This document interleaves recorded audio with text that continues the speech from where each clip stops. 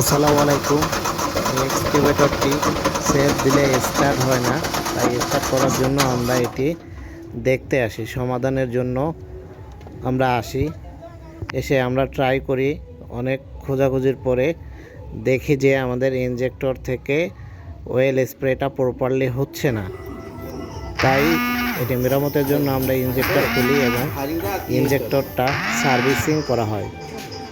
Servicing করার পরে আমরা গাড়িতে নিয়ে আসি। এসে আমরা ইনজেক্টরটা সেটিংয়ের কাজ চলছে। অবশ্যই ইনজেক্টরটা সেটিং করার সময় ইনজেক্টরের যে হার্ডনেস কেবলটা আছে সেটা প্রপার ওয়ে লাগাতে হবে, তা না হলে ইনজেক্টরের কয়েলটা কেটে যেতে পারে। আমরা ইঞ্জিন স্টার্ট করি, স্টার্ট দেওয়ার সাথে সাথে ইঞ্জিনটা স্টার্ট হয়ে যায়।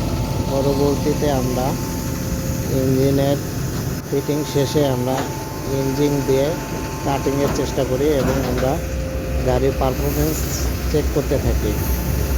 আলহামদুলিল্লাহ, এখন গাড়ি স্টার্টও হচ্ছে এবং গাড়ি দ্বারা মাটি খননের কাজ চলছে।